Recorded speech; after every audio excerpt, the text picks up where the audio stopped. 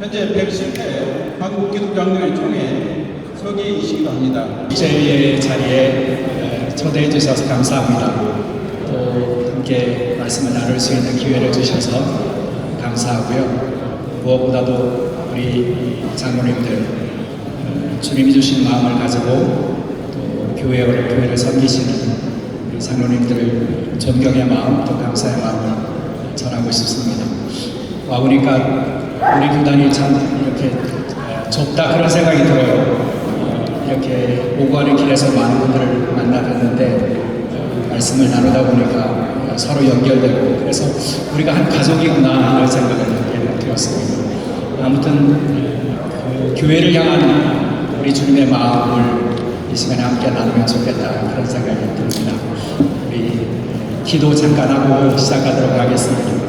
하나님 아버지, 주께서 부르셔서 주님의 교회를 섬기게 하시는 우리 장로님들, 주님이 교회를 얼마나 사랑하시는지, 이 땅에서 오신 교회가 얼마나 영광스러운 공동체인지, 거룩하고 영광스러운 교회를 세우시기를 원하시는 아버지의 마음을 이 시간에 함께 나누는 복된 시간이 될 수 있도록 주께서 역사하여 주옵소서.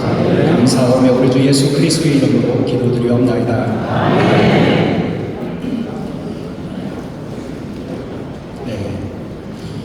제게 주어진 제목은 영광스러운 교회의 회복이라고 하는 그런 제목입니다.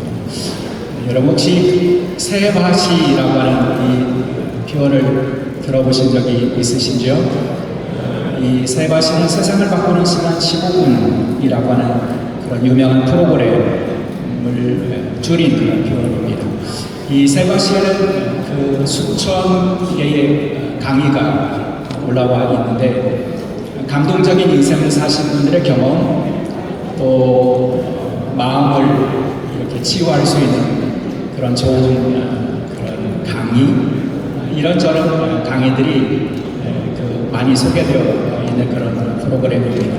근데 이 세바시의 프로그램의 PD가 한 이야기 중에 제게 굉장히 깊은 충격으로 들려왔던 그런 표현이 하나가 있었습니다. 그것은 뭐냐면 이분이 기획을 하고 10여 년 동안 꾸준히 세바시 프로그램의 동영상들을 올려두고 그리고 공개 강연들을 통해서 수많은 사람들을 만나고 또 그 강의의 내용들을 함께 나누었는데 그 강의를 가장 많이 들은 사람이 누구냐면 본인이라는 거예요.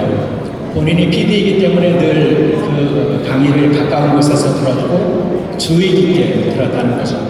근데 참 10여 년 동안 수천 명의 그 뛰어난 강의자들의 강의를 들었는데 이분이 나중에 무슨 얘기를 하냐면 수천 번의 그 놀라운 강의를 들었건만 사실은 삶의 변화가 전혀 이루어지지 않더라 라고 하는 그런 고백입니다. 여러분 제가 그 고백을 들었을 때 무엇이 떠올랐을까요? 설교자인 저의 모습으로 떠올랐습니다. 여러분 저도 수많은 설교를 했고요. 그리고 우리 장로님들은 누구보다 더 수많은 설교를 들으셨겠죠. 여러분 주일 한 주일만 지나가더라도 우리가 새벽에 설교, 수요일 저녁에 설교, 금요일 저녁에 설교, 주일날 오전 설교, 오후 설교 따지면 여러분 일주일에 몇 번의 설교를 들으십니까? 그것이 1년이 되면 몇백 번이고 또 여러분 신앙의 열린대로 생각한다면 여러분 얼마나 많은 설교를 들으셨겠습니까? 근데 이 고백이 혹시 저와 여러분의 고백은 아니신지를 묻고 싶어요. 우리가 수천 번의 강의를 듣고 수천 번의 설교를 하지만 정작 우리의 삶의 변화가 이루어지지 않는다라고 하는 그런 고백이 가능하지 않을까 그런 생각이 들었습니다. 그래서 이분은 이 깨달음을 가지고 그 다음에 그분이 집중한 것이 있다고 그러죠. 그래서 이분이 집중한 것은 뭐냐면 질문을 해야겠다. 질문에서부터 시작해야겠다. 그런 생각을 했다고 그래요. 그래서 그 세바시 질문 100이라고 하는 그런 이분이 지은 책에 보면 이분은 이제 세바시 강연을 이렇게 꿈꾸는 사람들 또 준비하는 사람들을 이렇게 모시면 먼저 자신이 하고 싶은 이야기를 이야기하기 전에 자신의 삶에 대해서 질문을 던지는 그런 시간을 드렸다고 그래요. 그래서 자신의 삶의 아주 본질적인 질문으로부터 시작해서 나는 누구인지, 나는 무엇을 하고 싶은지 이런 본질적인 질문을 갖게 하고 그리고 그 질문에 대한 대답을 본인이 갖게 한 다음에 그 내용들을 전할 수 있도록 그렇게 했다는 거죠. 그러면서 그 질문이 가지고 있는 그런 능력들을 경험하게 되었다. 그래서 이분은 질문의 중요성을 강조를 합니다. 제가 이분의 강의를 들으면서 저 자신에게 적용을 시켰어요. 우리에게도 질문하는 것이 참 중요하구나 라고 하는 것을 생각하게 되었고요. 그래서 우리 신앙에도 질문을 한다고 하는 것이 얼마나 중요한가 하는 것을 이제 많이 생각하게 되었는데요. 질문하는 신앙. 질문한다는 게 왜 중요할까요? 질문한다고 하는 것은요, 대상에 대한 애정이 있을 때 질문이 나오는 거거든요. 대상에 대해서 궁금함이 있어야 그에 대한 질문이 나오는 것이고요. 그 애정을 가지고 탐구하다 보면 그 대상을 알아가게 되고 그 대상과의 사랑의 관계가 더 깊어지게 되고 그래서 그 대상을 더 그 대상과의 온전한 친밀한 관계를 맺게 되더라 하는 거죠. 그런 의미에서 우리 신앙에서도 이 질문이 중요하지 않을까 이런 생각이 들어요. 그래서 우리 자신에 대한 그런 질문, 무엇보다도 우리는 주님의 교회를 섬기는 사람들이기 때문에 교회에 대한 질문 이런 것이 우리에게 중요하겠죠. 최근에 그 서울에서 서울국제도서전이 열렸었는데 그 서울국제도서전의 주제가 제게는 이렇게 깊이 와 닿았어요.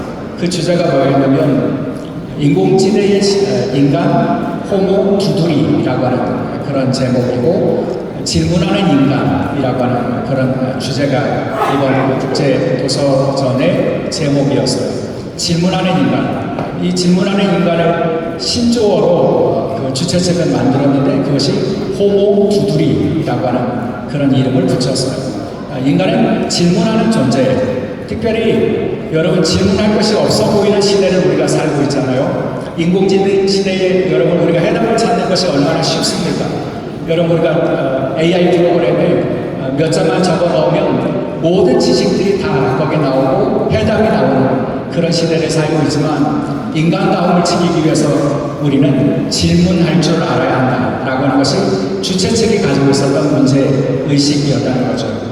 여러분 질문한다고 하는 것 이게 왜 중요하냐면요. 여러분 질문할 줄 아는 용기가 그것이 우리를 진보시키는 능력이 되기 때문에 우리가 책을 읽을 때도요.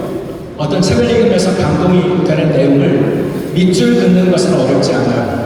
여러분 책을 읽으면서 이게 참 좋다. 밑줄 긋고 이게 해답이 되겠다. 밑줄 긋는 것을 찾는 것은 어렵지 않아요. 근데 그 책을 읽으면서 질문을 만드는 것은 쉽지 않아요. 뭘 얘기하고 있는가? 이 내용을 통해서 과연 나는 무슨 삶의 그런 의미와 진리를 발견할 수 있는가?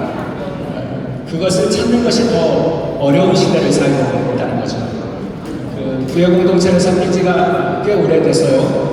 그런데 제가 교회 공동체를 섬기면서 밑줄 긋는 일에 익숙한 그런 문화들을 많이 경험합니다. 답을 찾는 일에 열심을 내요. 세미나 있다고 하면 세미나 가고요. 교회가 잘 되는 그런 방법을 가르쳐 준다고 하면 가서 듣고요. 그래서 교회 성장이라든지 교회를 어떻게 잘 이끌어갈 것인지 라고 하는 그런 세미나를 찾아다니면서 해답이 될 수 있다고 생각하는 것에 밑줄을 긋는 것은 어려운 일이 아니에요. 생각해 보니까 정작 우리에게 필요한 것은 질문할 줄 아는 것이었더라. 저는 그런 생각이 들어요. 밑줄 그을 만한 해답을 찾지 못해서 지금 우리가 교회의 위기 시대를 만난 것은 아니에요. 그 이야기보다 본질적으로 먼저 우리가 붙잡아야 될 것이 무엇인지, 우리가 물어야 될 것이 무엇인지 본질에 대한 질문부터 우리가 했어야 된다. 그런 생각이 든다는 거죠. 우리가 교회를 섬기잖아요. 여러분 교회에 대해서 여러분 교회를 사랑하시잖아요. 사랑하는 교회를 향해서 여러분 가지고 계시는 질문 있지 않습니까? 교회는 도대체 무엇을 하는 공동체인지, 주님은 왜 이 땅에 교회를 세우셨는지, 교회는 과연 무엇을 추구해야 하는지, 교회는 어떤 공동체인지, 이런 그런 질문들이 우리에게 필요하다는 거죠. 그리고 교회의 영광은 과연 어디서 오는지, 이런 질문들을 우리가 가지고 살아야 된다는 겁니다. 그래서 저는 이 질문들 가운데, 본질적인 질문들 가운데 마지막 질문, 교회는 어디에서 그 영광의 근거를 찾아야 되는지, 그리고 어떻게 그 영광을 회복할 수 있는지에 대한 질문을 저는 해답을 드리기 위해서 이 자리에 선 건 아니고요. 여러분과 함께 그 질문을 함께 나누면 좋겠다, 그런 소박한 바람을 가지고 이 시간에 여러분과 함께 생각해보는 시간이 되면 좋겠습니다. 여러분, 교회의 영광은 교회가 여러분 이 지상에 있는 그런 가치를 추구하는 공동체가 아니라 영혼을 추구하는 공동체이고요. 그리고 영원함과 그리고 하늘의 영광을 추구하는 그런 공동체라고 하는 것이 중요하죠. 교회에 대한 고민을 가지고 있었던 분이 계세요. 그분이 필립 얀시라고 하는 분이신데, 이 필립 얀시는 그의 책 교회 나의 사랑 나의 고민이라고 하는 책에서 보면 교회를 향한 그의 어떤 방황기가 적혀 있는 것을 볼 수 있는데요. 신학을 하고 교회를 만나기는 원했지만 교회에 실망을 했고요. 그래서 교회를 떠난 시기도 있었고요. 교회에 대한 실망 때문에 그가 교회 공동체에서 떠났었던 그런 시간들을 지나고 나서 그가 교회로 돌아왔는데, 교회로 돌아오면서 그가 깨달은 것이 있었다는 거예요. 교회가 어떤 공동체가 정말 좋은 공동체인가를 그분이 깨닫게 되었는데, 그분이 이야기하는 공동체는 큰 교회도 아니고요, 수많은 사람들이 모이는 교회도 아니고요, 좋은 문화가 있는 교회도 아니고요, 좋은 성가대가 있는 교회도 아니고요, 좋은 목사님들이 많은 교회도 아니고요, 각각의 상처를 가지고 있는 다양한 사람들이 서로가 가족으로, 형제로 받아들여 주는 교회, 이것이 좋은 교회라고 하는 것을 그분은 찾았다고 고백을 하고 있어요. 그래서 이분이 실제 정신질환을 알고 있는 사람, 알코올 중독을 알고 있는 사람, 사회적으로 아주 취약한 그런 삶을 사는 사람들이 모인 그런 교회에 다시 들어오게 되었고, 그 공동체 가운데서 만족하면서 신앙 공동체를 경험하게 되었다라고 하는 그분의 신앙의 경험기가 담겨있는 책인데, 그 책에 보면 이분이 그런 얘기를 해요. 거위들의 교회라고 하는 우화를 소개하는데, 이 우화는 실상은 킬케고르의 이야기에서부터 오는 거죠. 여러분, 이분이 좀 아주 공격적으로 그렇게 질문합니다. 교회는 교인들이 모여서 하늘을 날아가는 새에 대해서 얘기한다는 거예요. 새가 날아가려면 날개를 몇 도 각도로 해야 날아갈 수 있는지, 하늘을 날아가기 위해서 무엇이 필요한지, 하늘을 날아갈 때 그 영광스러운 자유로움은 무엇인지 실컷 얘기한다는 거죠. 근데 정작 자신은 날아가려고 노력하지 않는다는 거예요. 그저 땅에 있는 것, 그런 말 듣고 아멘 아멘 한 다음에 결국은 집으로 돌아가서는 땅에 있는 것만 추구하더라. 이것이 이제 거위들의 모습을 가지고 있는 그런 교회의 모습이다라고 비판적으로 이야기하는 것을 볼 수가 있는데요. 실상 여러분, 정직하게 말하자면 우리는 영원에 잇대어서 산다고 그렇게 고백하잖아요. 우리는 영원에 잇대어서 살아가는 사람이고 하늘의 시민권자이고 그리고 영원한 것을 추구하는 사람들이라고 아주 거창한 이야기들을 하지만, 실상은 우리 이 땅에 있는 것들, 작은 먹이들, 그것을 추구하면서 살아가는 그런 모습에 우리의 그런 거위를 담고 있는 모습들이 있지 않을까, 이런 생각이 들게 됩니다. 그런 의미에서 성경에서 찾을 수 있는 그 교회의 본질적인 모습을 우리는 어떤 것에서 찾을 수 있을까 고민하자면, 저는 사도 바울의 교회 이해에서 찾을 수 있다고 생각해요. 사도 바울은 교회에 대한 그의 수식을, 표현을 뭐라고 말하냐면 영광스러운 교회, 에베소서 5장에서 그런 말씀을 해요. 이 에베소서 5장에서 영광스럽다, 엔독소스라고 하는 이 헬라어 단어에는 영광을 지녔다, 존귀하다, 찬란하다, 그런 의미를 가지고 있어요. 여러분, 영광을 가지고 있고 존귀하고 찬란한 교회라는 거예요. 우리가 섬기는 교회가요, 우리가 속해 있는 교회가요, 그 교회가 시골에 있든지 서울에 있든지 섬마을에 있든지, 여러분 어르신들 한 5명 모이는 교회이든 서울에 수천 명 모이는 교회이든 그 교회는 다 영광스러운 교회라는 거예요. 그 교회는 뛰어난 교회이고 존귀한 교회이고 빛나는 교회이고 영광스러운 교회라는 거죠. 그렇다면 그 영광스러움의 근거는 무엇일까를 우리는 물어야 된다는 거죠. 교회가 영광스럽다는 것은요, 죄송한 말씀이지만 우리 노예에서 제일 많이 모이는 교회야, 이게 영광 아니에요. 우리 교회가 우리 노예에서 예산이 제일 많아, 죄송하지만 그건 영광 아니에요. 여러분, 교회 그 성경에서 사도 바울이 영광스러운 교회라고 말할 때 이 영광스러움이라고 하는 것은 첫째로는 하나님의 임재와 그리스도의 얼굴에 계시된 하나님의 영광의 빛을 그 영광의 근거로 삼는다는 의미가 있어요. 그러니까 영광스러움은 가시적으로 보여지는 어떤 결과가 아니라는 거예요. 교회의 영광스러움은 그 영광스러움의 근거를 하나님의 임재 속에 둘 수 있어야 한다는 거죠. 그리고 그리스도의 얼굴에 있는 그 빛을 받아들이고 그리고 나타나는 그런 교회가 영광스러운 교회의 모습이라고 할 수 있다는 것입니다. 그리고 그런 사람들을 통해서 하나님께서는, 그리스도께서는 교회의 영광을 세상에 드러내시기를 원하신다는 거죠. 여러분, 영광스러운 교회는 이 두 방향의 내용들이 분명히 채워질 수 있어야 돼요. 하나님의 임재를 경험하고 하나님의 임재를 경험했던 예수 그리스도의 그 얼굴이 교회의 모습을 통해서 드러나는 그런 공동체가 될 수 있을 때 영광스러운 교회가 될 수 있다는 거죠. 그 영광스러움의 모습은 구약 성경에서부터 시작해서 신약에 이르기까지 일관되게 드러납니다. 여러분, 구약에서도 하나님의 영광을 드러내시는 방식이 있는데 하나님께서는 하나님의 영광을 어떻게 드러내셨어요? 분명한 것은 당대의 제국들을 통해서 드러내지 않으셨다는 거예요. 여러분, 구약 성경의 배경에서 이스라엘 백성들과 연결되어 있었던 대제국들이 있었잖아요. 이집트부터 시작해서 아시리아, 바벨론, 페르시아, 여러분 그런 대제국이 가지고 있는 위용이나 힘이나 문화나 이런 것을 통해서 하나님은 당신의 영광을 드러내신 적이 없습니다.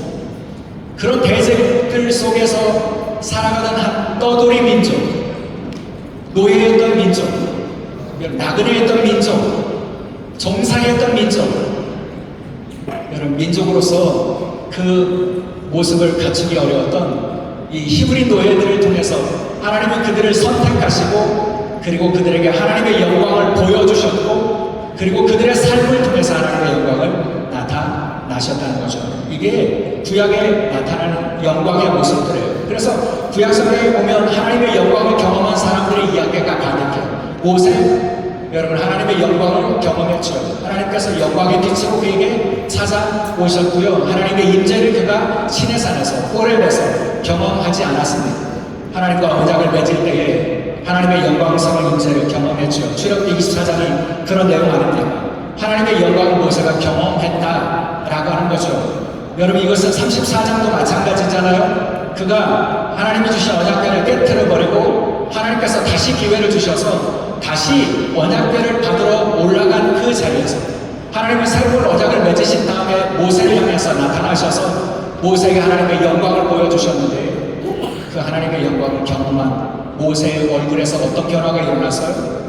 그 얼굴에 광채가 났다 이렇게 말씀하잖아요. 자신도 알지 못하는 사이에 그 얼굴에 광채가 나타났다. 여러분, 그게 영광이에요.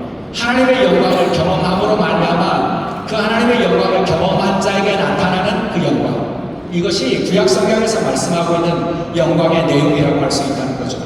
그것이 모세에게는 경외의 강건으로 나타나게 되었고요. 그래서 그는 하나님의 영광을 보면서 감히 들어갈 수 없는, 압도되는, 여러분 경외라고 하는 감정을 여러분 아시죠? 친밀한 두려움이라고 해석할 수 있어요. 하나님 정말 친밀하신 분이신데 그러나 두려움을 주시는 그런 하나님을 경험했던 모세의 이야기가 나오고요.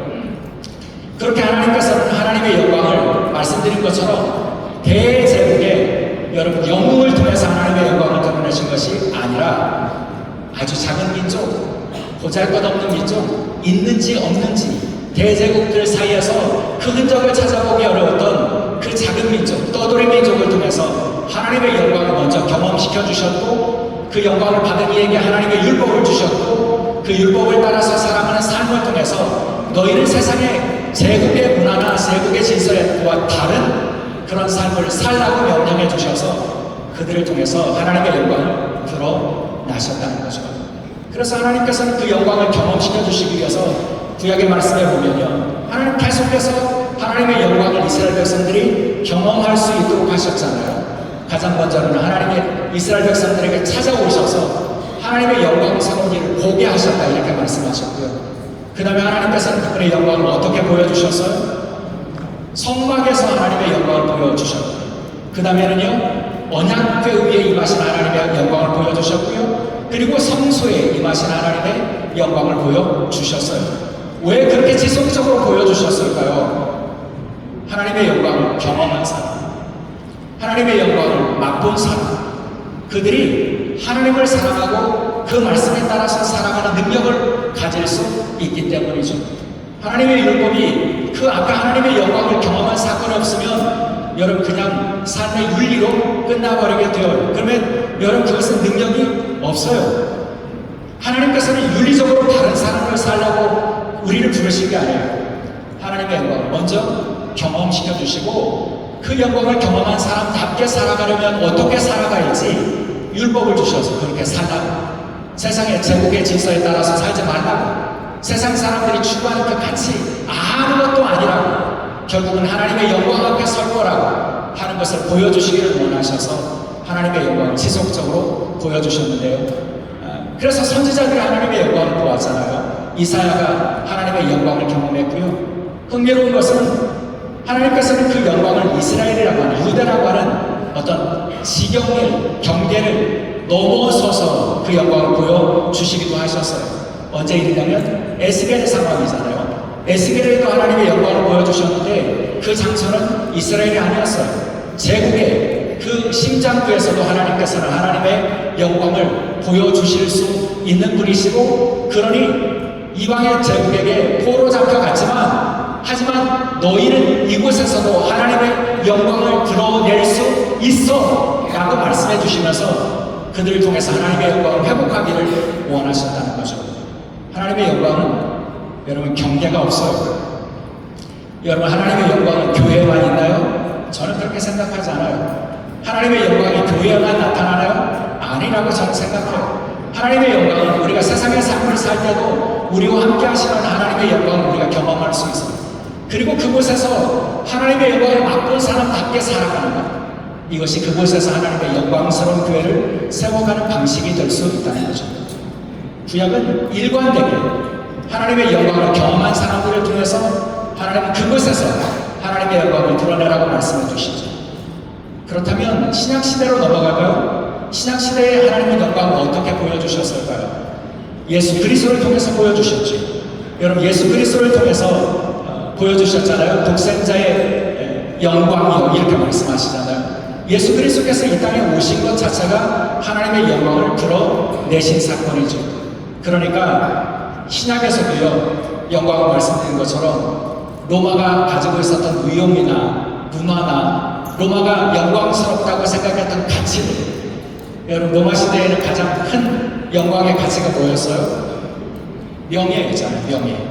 여러분 명예라고 하는 것을 지키는 것이 그들에게는 생명보다 소중했잖아요. 명예로운 것이 영광스럽다고, 힘을 얻는 것이 영광스럽다고, 나라를 확장시키는 것이 영광스럽다고, 포로를 많이 잡아오는 것이 영광스럽고, 승리자가 영광스럽고, 그래서 개성문에서 영광을 모든 백성들이 다 그에게 돌리는 것이 로마의 문화였어요. 근데 여러분 예수님께 어떤 그런 영광스러움이 있었습니까? 예수님 어디서 그렇게 많은 사람들에게 인정을 받고 환호성을 받고, 여러분 예수님은 어떤 모습으로 군림하고 어떤 모습으로 그분이 세상의 방식으로 영광을 드러내셨습니까? 전혀 다르죠. 전혀 다른 모습으로 예수님께서는 영광을 드러내셨어요. 그분의 영광을 드러내신 방식은 십자가였습니다. 그분이 영광을 드러내신 방식은 죽음과 부활의 영광을 드러내 보여주셨다는 거죠. 그리고 예수님께서는 당신의 삶을 통해서 하나님의 성품, 그리고 하나님의 신적인 인재, 이것을 드러내 보여주셨어요. 그러니까 영광의 기준을 분명히 세우신 거예요. 예수님 말씀해 주시는 영광은요, 로마식의 영광 아니에요. 제국들의 영광 아니에요. 예수님의 영광은 성육신이고요. 예수님의 영광은요, 십자가이고요. 예수님의 영광은 부활이었다고 하는 사실을 우리가 기억할 필요가 있다는 거죠. 특별히 저는 그 누가복음 9장에 나오는 예수님의 영광스러운 변호의 사건을 우리가 주목할 필요가 있다 저는 믿어요. 여러분, 예수님께서 영광스러운 모습을 여러분 제자들과 함께 높은 산에 올라가셔서 제자들 보는 앞에서 사람들이 그렇게 신뢰할 수 없을 만큼 신모습을, 영광스러운 모습을, 변모된 모습을 보여주셨잖아요. 그게 영광이에요. 하나님의 영광스러운 모습을 그렇게 가시적으로 보여주셨잖아요. 그러면 여러분, 이제는 내가 이런 신적인 영광을 가지고 있으니 너희가 나를 향해서 경배하라. 예수 그렇게 하셨어요? 나 이제부터는 내가 승리의 길을 걷겠다. 너희들 나를 따르라. 이렇게 말씀해 주셨나요? 그러지 않았어요. 예수님이 그 자리에서 하신 일이 있어요. 그것이 뭐냐면 그곳에 있었던 모세와 엘리야와 더불어 대화를 하셨는데 누가복음 9장의 말씀을 보면 그때 그분들의 대화의 내용이 별세에 대하여 말씀하시는 이렇게 말씀합니다. 별세요. 죽음에 대해서요. 그것을 그 누가복음의 저자는 엑스도스라고 표현을 하고 있어요. 여러분, 구원의 사건이 별세라고요. 죽음이 별세라고요. 죽음이 영광이라고요. 여러분, 세상에 누구도 상상할 수 없는 방식으로 예수님께서는 당신의 영광을 보여주셨고요. 그리고 나서 그 영광스러운 변모 사건 이후에 예수님께서는 예루살렘을 향해서 올라가시잖아요.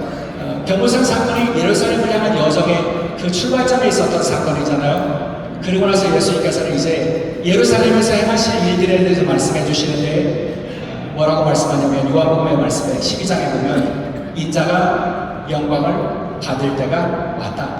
배신당하고 죽임당하실 것을 말씀해 주시면서 그것이 영광을 받을 때가 왔다고 말씀해 주세요.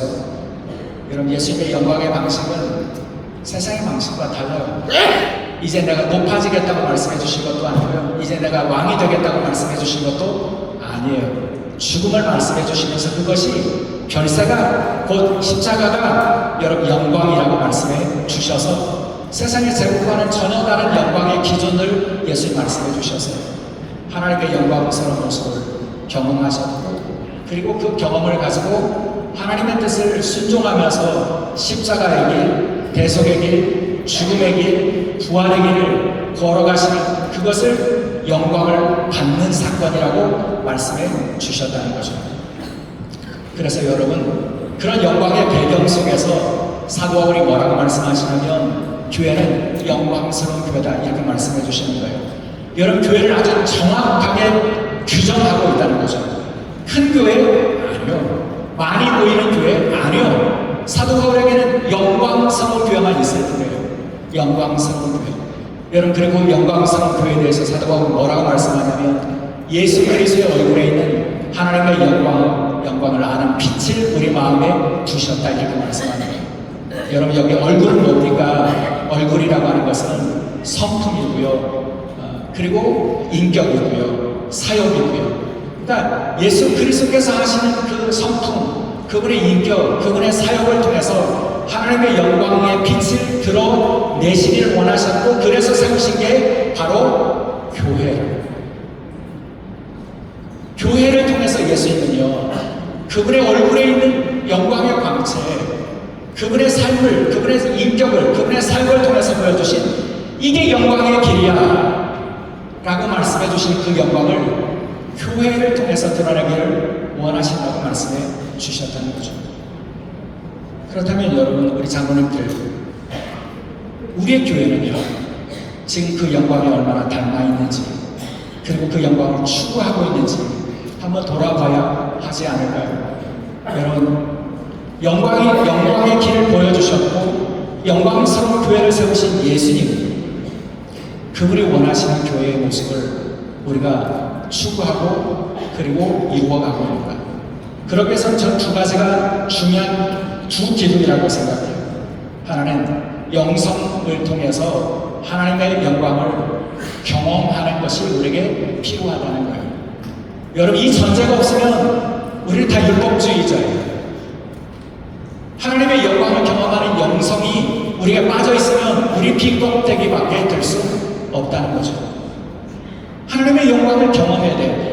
아, 거룩하신 하나님, 영광스러운 하나님, 하늘의 그 성소에 계시는 하나님, 은혜의 보좌에 계시는 하나님, 그 하나님이 나를 얼마나 사랑하시는지, 그 사랑의 얼굴을 나를 향해서 비추시는 그 은총의 빛이 얼마나 나에게 소중한지, 그분의 사랑이 얼마나 놀라운지, 이게 빠지면 여러분 우리 기독교 신앙이 무엇이 남습니까?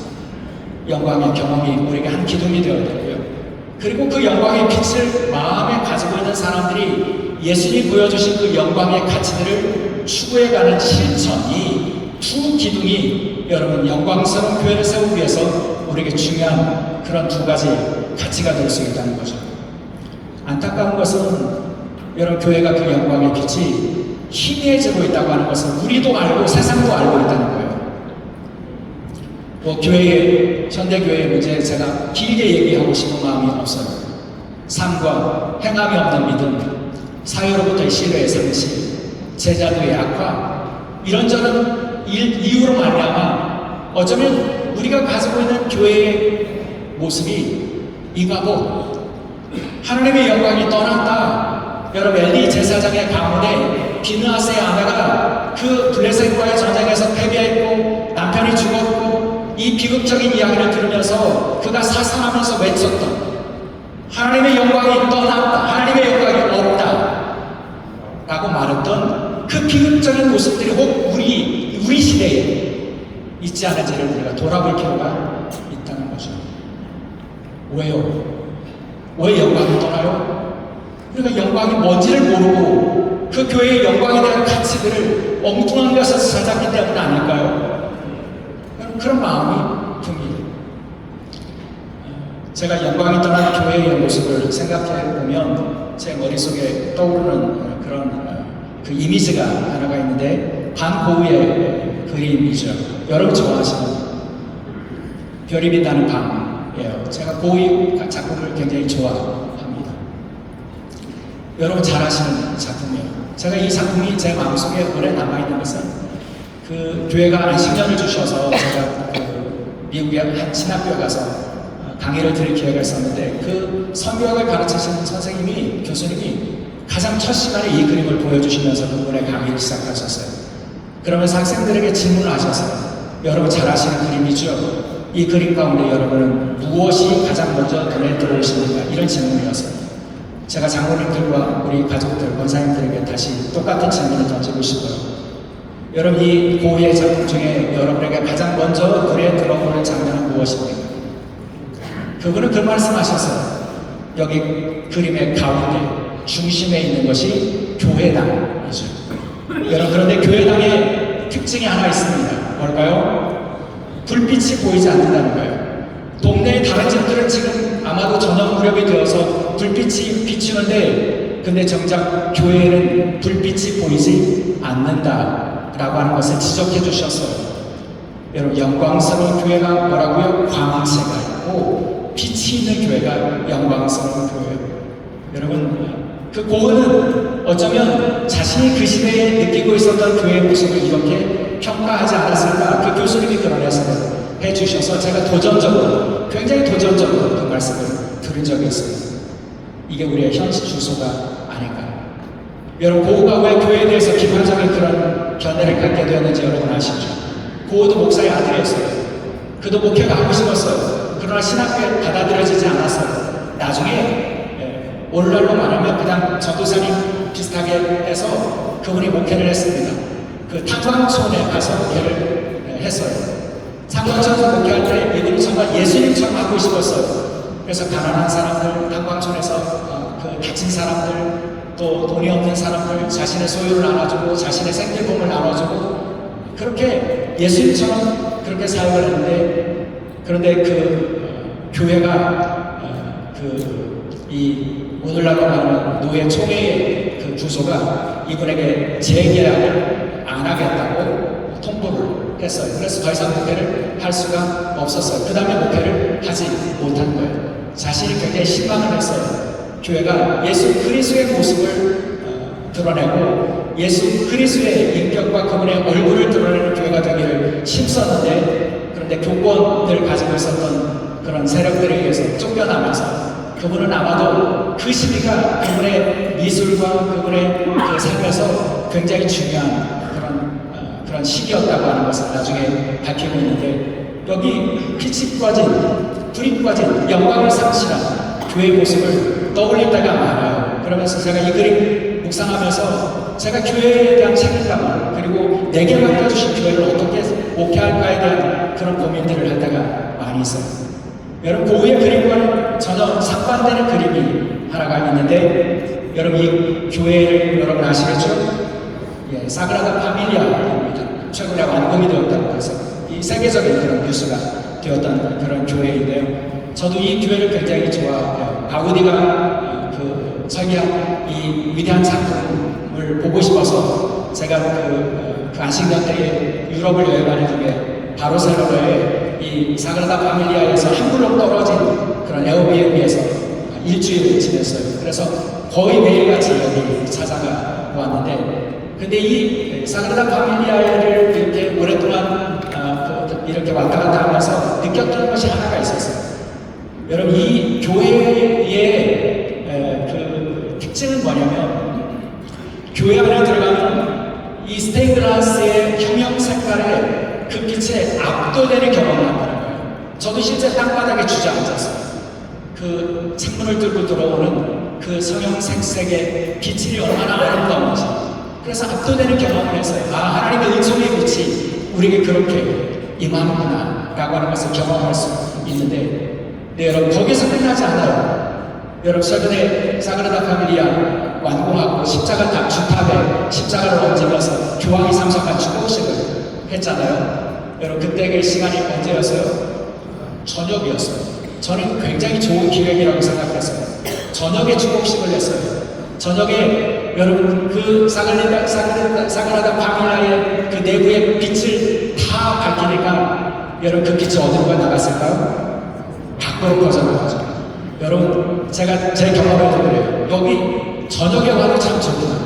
안에 있는 빛이 밖으로 얼마나 더 아름답게 나타나는지, 제가 그 교회의 이미지가, 제가 목회하는 그런 교회에 가지고 있는 이미지, 여러분, 우리는 교회 안에서 주님의 성소 안에서 하나님 주시는 은총의 빛을, 영광의 빛을 여러분 마음껏 우리는 받아 누릴 수 있어야 합니다. 여러분, 그 영광의 빛을 우리가 어디서 기대할 수 있습니까? 여러분, 세상에서 우리가 이룰 성취로요, 우리의 지식으로요, 우리의 능력으로요? 아니요, 없어요. 그 영광의 빛은, 은혜의 빛은 예수 그리스도와 그분의 아버지 하나님으로부터 오는, 그분의 영광으로부터 오는 빛이, 그 빛을, 영광의 빛을 우리는 받아 누려야 돼요. 근데 거기서 끝나지 않고요, 영광을 받은 사람들이 세상을 향해서 아름다운 빛을 드러내는 것이 영광스러운 교회의 이미지여야 한다는 거죠.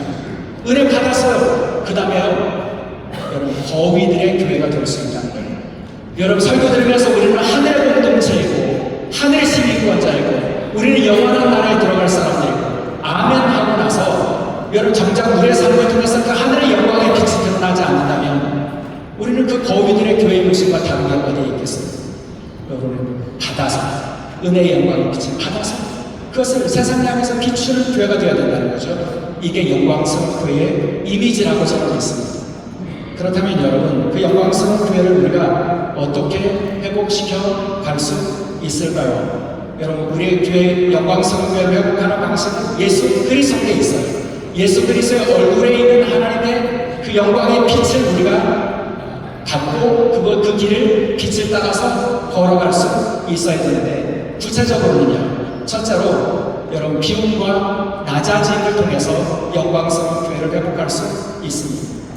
여러분, 낮아짐을 생각하면 예수님과 함께 떠오르는 인물이 있잖아요. 아시시의 프란치스코입니다. 여러분, 그분은 부잣집 아들로 태어났지만 예수 그리스도를 만난 다음에 다 그것을 가난한 사람들에게 나눠주지 않았습니다. 낮아졌어요. 비웠어요.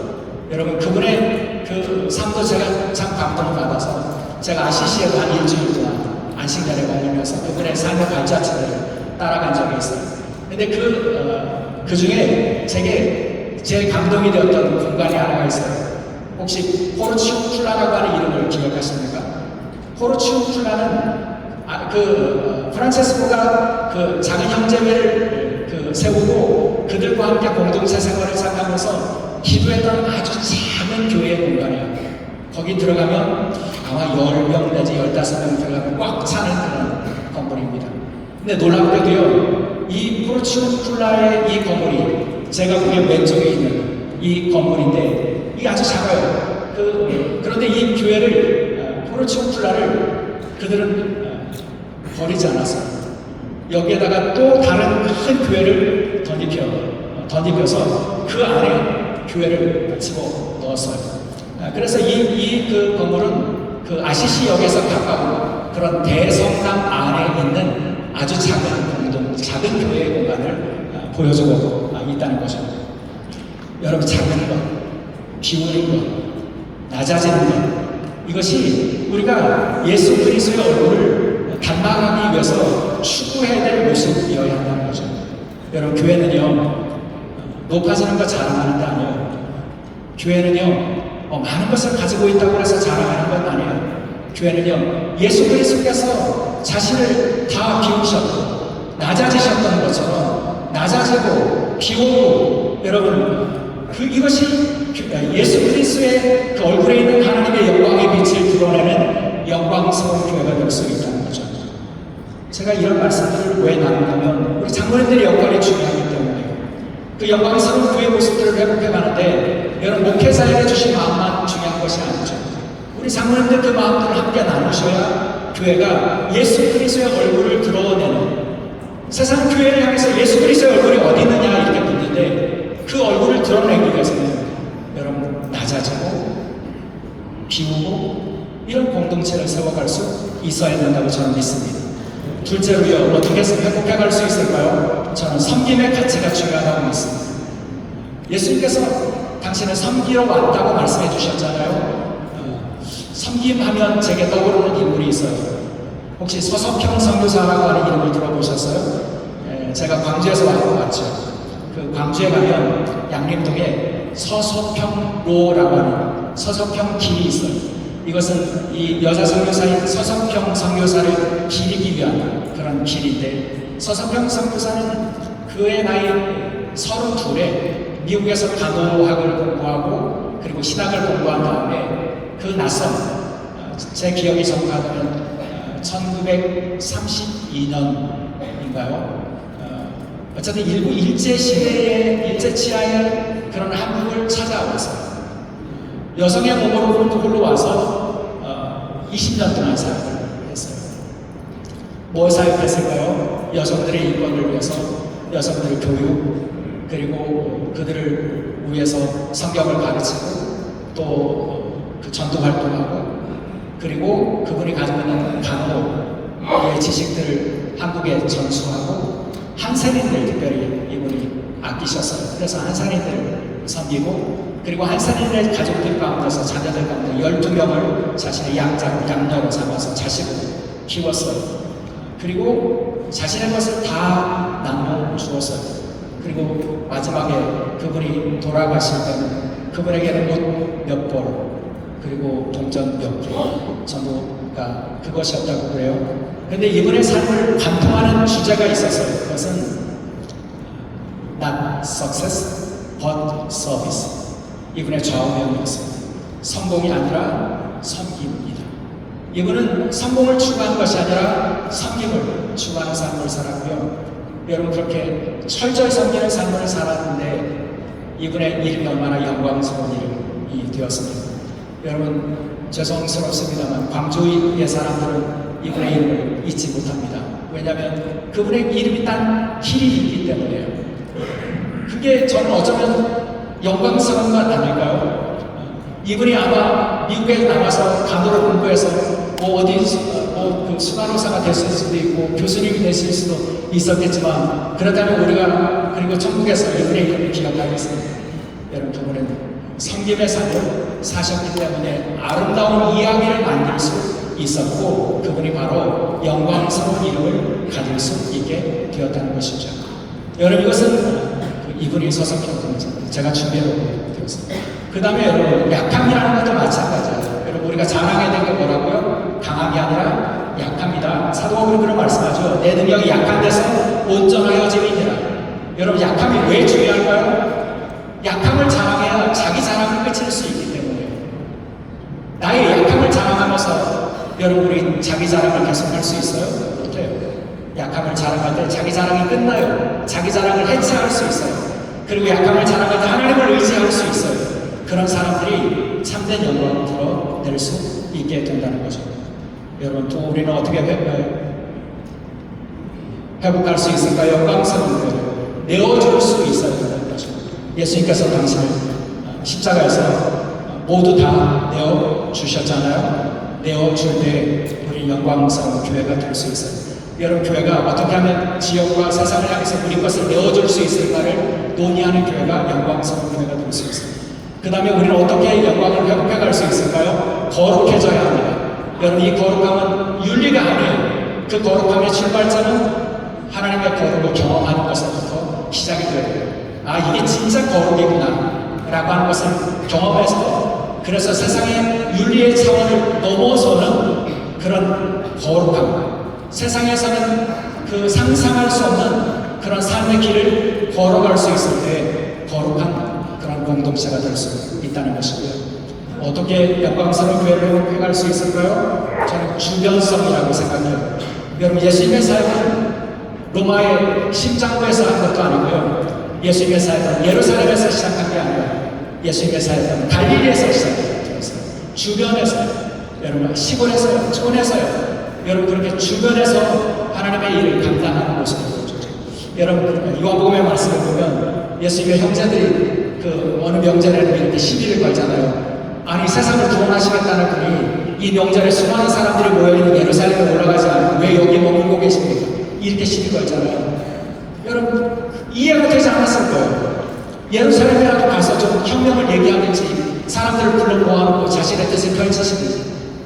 그런데 갈릴리에 머물러 계시는 예수님의 모습이 이해되지 않아요. 이게 여러분, 세상 길로 이해가 되지 않는 일이에요.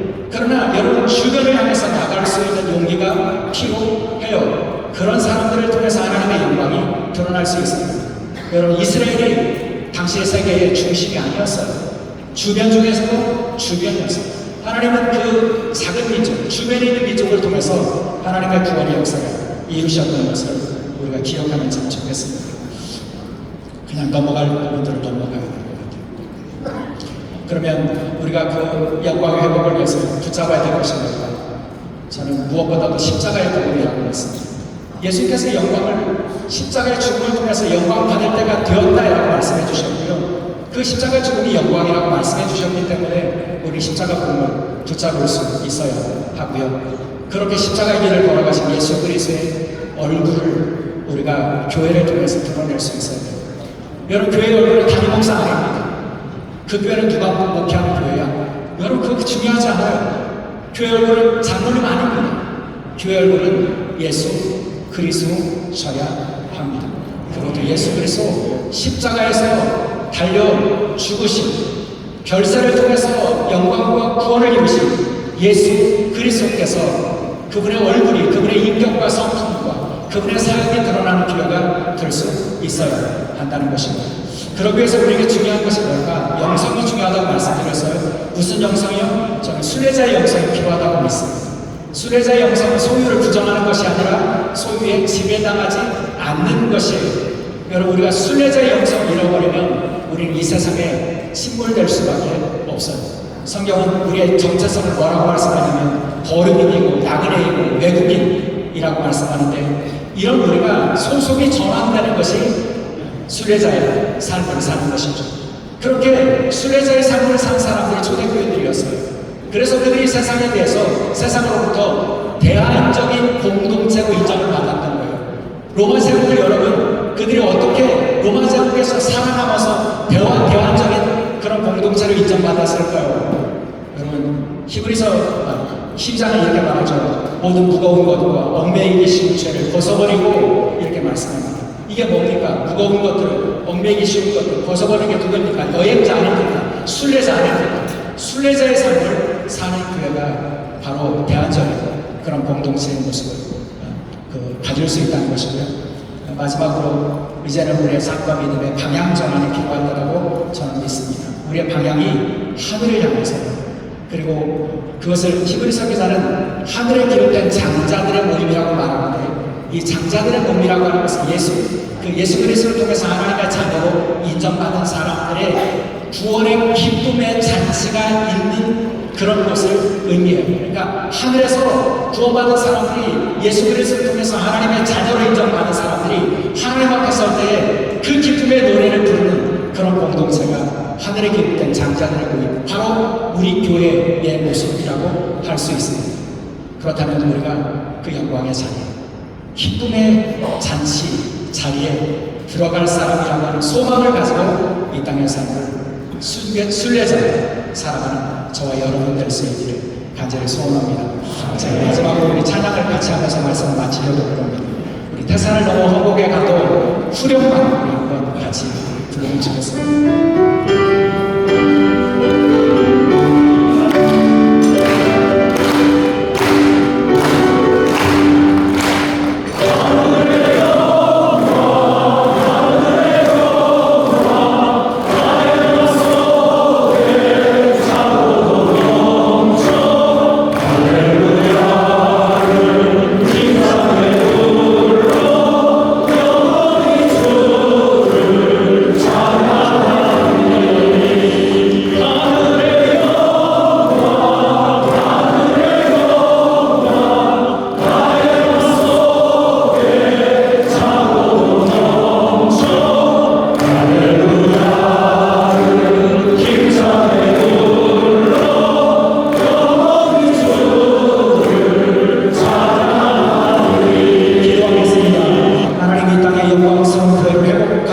사명을 저에게 맡겨주셨습니다. 원하님, 그 영광스러운 교회의 모습들을 저희를 잊지 않게 도와주옵소서. 그 영광을 향하여 오늘 순례자로 살아가는 주의 종들이 되게 하시고, 주님, 저희들이 결국에는 하늘의 영광에 참여할 것이라고 하는 그 믿음과 소망 안에서 주님, 저희의 무거운 짐들, 저희를 얽어매는 모든 짐들, 주님, 저희들이 다 끊고 그 영광의 길, 우리 주 예수 그리스도의 얼굴에 있는 그 빛을 따라서 걸어가는 주의 종들이 되게 도와주옵소서. 감사하고 우리 주 예수 그리스도의 이름으로 기도드리옵나이다.